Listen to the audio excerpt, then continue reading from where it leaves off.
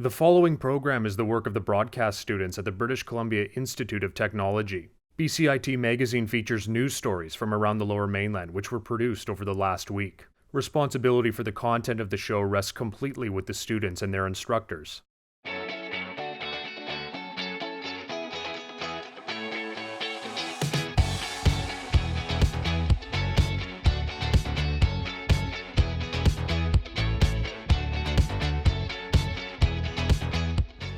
Coming up on BCIT Magazine, cleaning up after the storm, coping with gym closures,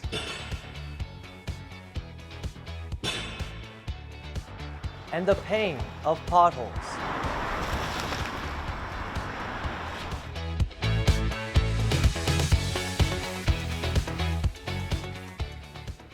Welcome to the first edition of BCIT Magazine of 2022. I'm your host, Lucas Celli. Let's take a look at what's going on in our community. For the past week, the extreme weather has affected everyone in Metro Vancouver. We've been hit with snow, extreme cold, and an atmospheric river. No one has suffered more than those without a home. We've spoken to organizations providing shelter from the storms. For decades, this building was the iconic Army and Navy department store in downtown New Westminster.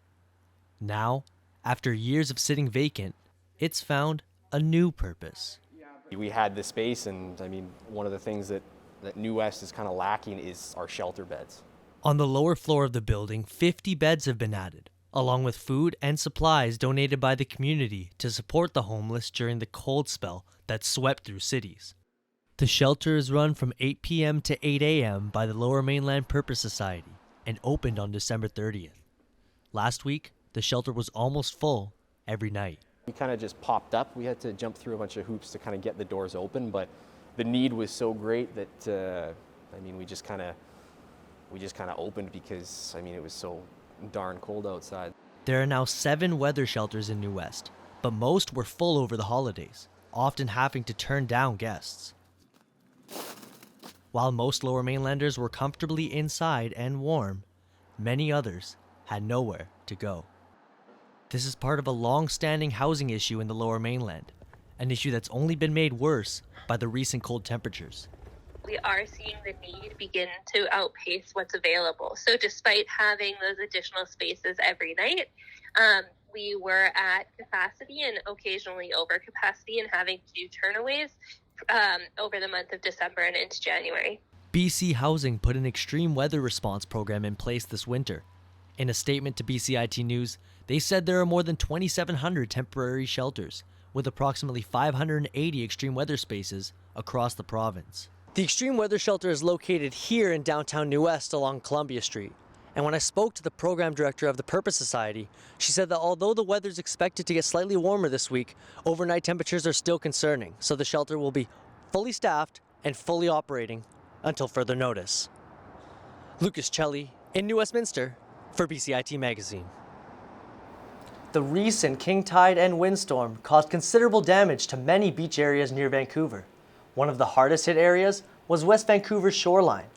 Our reporter Tiger Ann checks out the damage.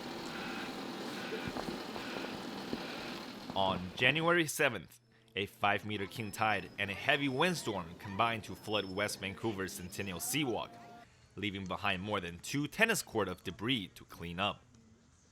Well, it was unbelievable. We didn't even see the seawall. It was just foam and water and waves, and the seawall was nowhere to be seen. We've got 3 piers in that area at Ambleside, Dunderave, and John Lawson Park. All 3 piers are closed. They've sustained significant damage. We don't really have the details. We're sending an engineer to inspect them. District staff are working overtime to collect the debris and relocate them to Dunderave Beach. As a result, they were able to open up parts of the seawalk as soon as Sunday. Our parks manager told me, usually we can clean up a mess like this in a day. He said, no, this is going to be 3 days. But the more they clean, the more damage they find. Many West Vancouver residents are curious about the devastation, causing an unusual amount of foot traffic at the scene. I walked down at Ambleside this morning, and I saw Ambleside on Friday, which was just a lake, even driving into, and I was so impressed with the cleanup. West Van are really, really, really good. I used to be on council in North Vancouver District, and I tell you, this is really, really impressive, the job they've done. District of West Vancouver has yet decided what to do with the collection of logs as the cleanup continues throughout the week. Tiger Ann in West Vancouver for BCIT Magazine. Our reporter Tiger Ann joins us now. Tiger, how did the District of West Vancouver prepare for the high tide? Well, West Vancouver has the highest tides in January, so the staff expected this. They were able to evacuate the area before the flooding and set up tiger dams around the coast. However, that is no help under this extreme condition. Back to you. Thank you, Tiger.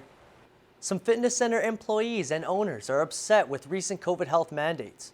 They think it's unfair that many businesses can remain open, but they have been ordered to close. Reporter Tejpal Garcha tells us what the fight is all about.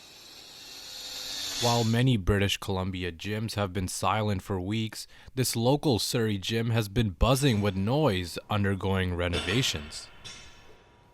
With the gyms closing down in December due to a spike in COVID-19 cases, this has been a tough time for gym goers and gym staff who have been left without work for the past couple of weeks. We feel sorry that every time a shutdown happens, they're out of a job, and the government support is very little, so it doesn't really help them. So some of these staff members are working full-time here, and this is their livelihood, and getting a $300 paycheck doesn't cut it every week. Gym owners face their own set of challenges. The support that comes through from the government is very little. Like the new circuit breaker grant is only $5,000. Our electricity bill is more than $5,000 a month, so that doesn't do much for us. But with a new grant program open for applications, hopefully this can give gyms the support that they need. With memberships on hold and employees off of work, this has been a challenging time for fitness enthusiasts. So what can you do until fitness facilities open up?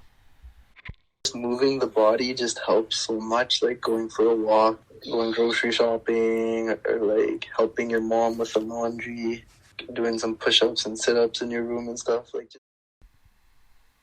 Many British Columbians have begun working on a home gym setup, but will find it difficult to recreate the atmosphere and social aspect of their own gym. Although some find it difficult to stay active without the gym, they are urged to find ways to stay healthy until the 18th. Please stay healthy, eat healthy. While you're home, do some bodyweight exercises to maintain some level of fitness in your life. I'm Tejpal Garcha in Surrey for BCIT Magazine. Simon Fraser University has just announced they're expecting a return to in-person classes by January 24th. BCIT began face-to-face classes this week, while UBC is delaying a majority of its classes until February 7th. Coming up after the break, shooting hoops for health, and snow angels hard at work.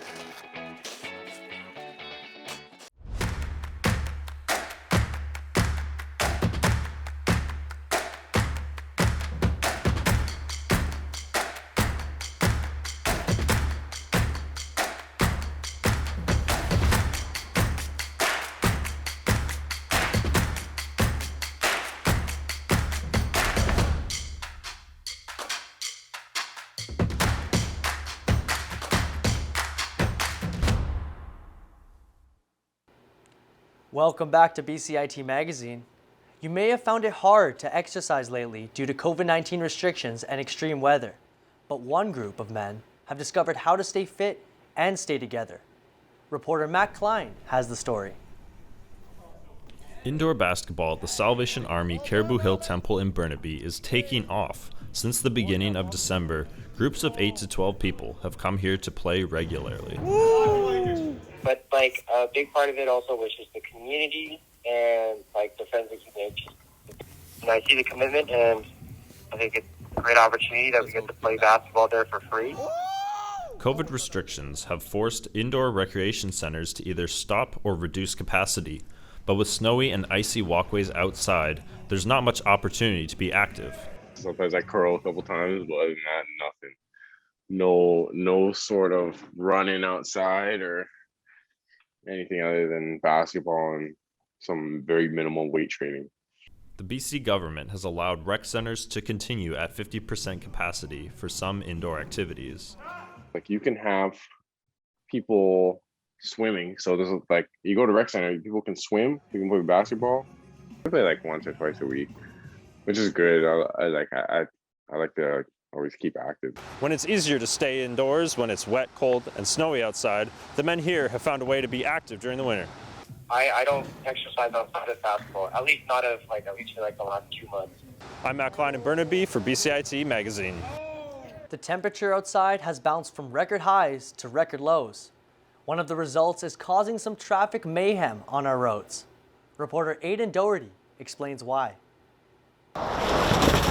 Ever had your car go for a swim in a pothole? Winter storms have left roads covered with snow and ice, but it's the potholes that leave drivers frustrated. I've had 3 flat tires in the past, so I'm very familiar with potholes. Potholes form when water trapped under the road surface freezes and thaws, leaving a gap between the concrete and the road surface, which eventually collapses. Heavy rains throughout the week could create unseen hazards for drivers.